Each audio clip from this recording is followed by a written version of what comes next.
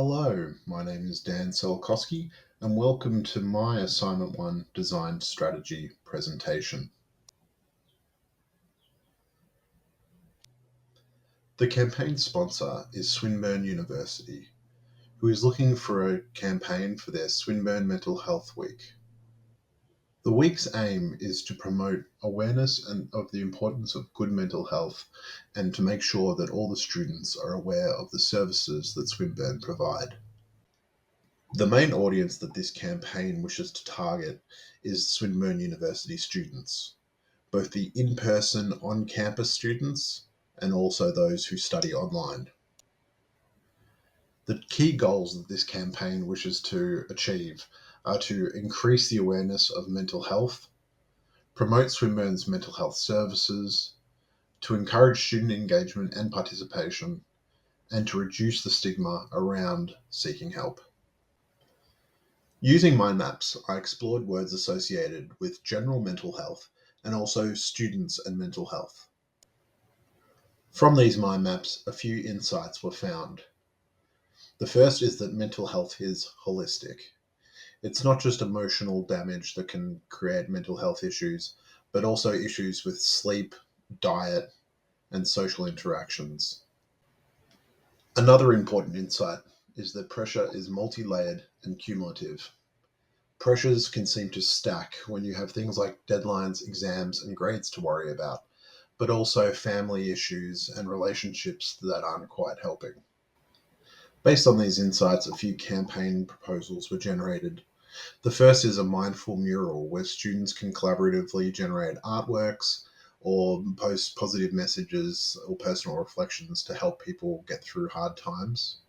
The second is a laugh and let go comedy and open mic night, where professional comedians and also first timers can have a go at lighthearted comedy, encouraging people to join together, and comedy can also be a great mental health booster.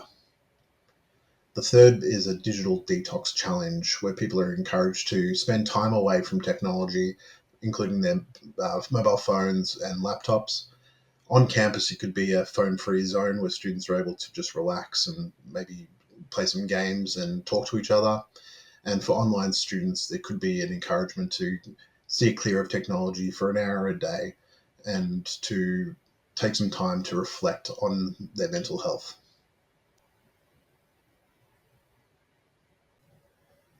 Swinburne is made up of a very diverse group of students with over 100 plus different nationalities. 15.7% of students come from regional or remote areas, with about 8% of the students having some sort of disability. Girls make up the majority of students at 53.1%, and roughly about 52% of students study part-time. Using those statistics as a basis, a group of personas were generated. Many of my personas have diverse cultural backgrounds, including Emily Tan, who I've created here. She's a single woman of 20 years old. She studies a Bachelor of Design and is full-time on campus. Because about 8% of Swinburne's population has some sort of disability, Persona 2 is Daniel Foster. He has a disability, and this affects him by having an interesting case of an on-campus and online hybrid learning situation. His disability forces him to only be able to study part-time, as it can get quite tiring for him at times. Persona 3 is Sarah Khaled. Sarah is 21 and is a full-time student on campus studying a Bachelor of Nursing. She finds it hard to put herself first a lot of the time and often neglects herself when people need her help. Persona 4 is Lucas O'Connor. At 19 years of age, he is studying a Bachelor of Business full-time. He says that he works best under pressure, but this seems to be a major procrastination issue that he could use help with. Persona number 5 is Priya Sharma.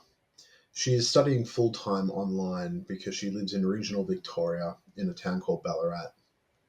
Due to her online study, she finds herself feeling isolated from the rest of her peers, and this has had some unforeseen mental effects on her. And finally, persona number 6 is Jake Nguyen. Jake is a classic high achiever who is starting to feel the effects of burnout through his great effort to study and work full time.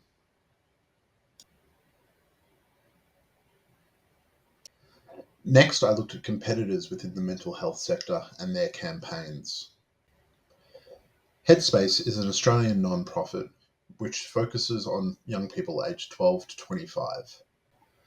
Headspace has a holistic, youth-centered approach which comes across in their campaigns.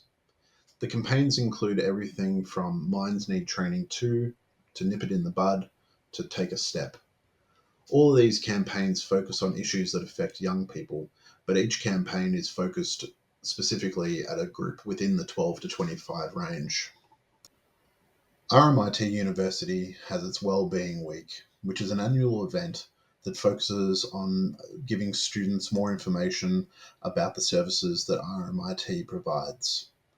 Similar to Swinburne, it also tries to emphasise the importance of students that they need to take time and care for their mental and physical health. The Are You OK campaign has become a bit of a cultural touchstone within Australia, sometimes to its detriment. The campaign encourages individuals to touch base with other people in their life and ask, "Are you okay?" This question could help spark a conversation that might allow someone to open up with issues that they're having and potentially stop them from doing something that everyone will regret.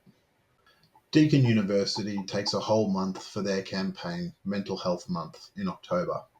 This is an annual event that the university holds, gives students a clearer idea about the services that they provide, while generally creating more awareness around mental health at their university. Beyond Blue is one of the more corporate organisations that are dedicated to mental health awareness. The organisation has teamed up with many famous athletes and sporting clubs to help promote the mental health awareness campaigns. Although Beyond Blue doesn't offer any long-term support to its callers, they do provide information for those callers to seek that support. And finally, competitor number 7 is Swinburne University itself. Swinburne, similar to the other universities, has simply created a week where they are able to promote the services that they provide while encouraging people to understand more about the mental health of themselves and those around them. Next, the various campaigns were placed into positioning graphs to show their relative position compared to each other against each metric. This helped demonstrate in a visual way the potential opportunities that my Swinburne campaign could potentially leverage. Based on all this research and analysis, my 3 concepts were further developed. The mindful mural was further developed to include a digital mural where people could place their own designs, which would then be projected onto the physical mural at the university campus. The Laugh and Let Go comedy and open mic night concept 2 was further developed to include an online platform where people could view the comedy while also commenting and sharing emojis of support. Clips and snippets of this event could be used to help promote further campaigns or to add content to the social media of Swinburne, encouraging mental health development.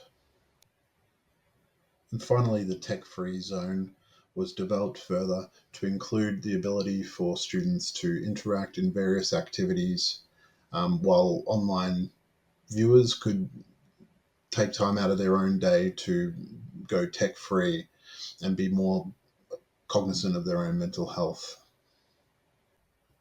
Thank you all for listening to my presentation.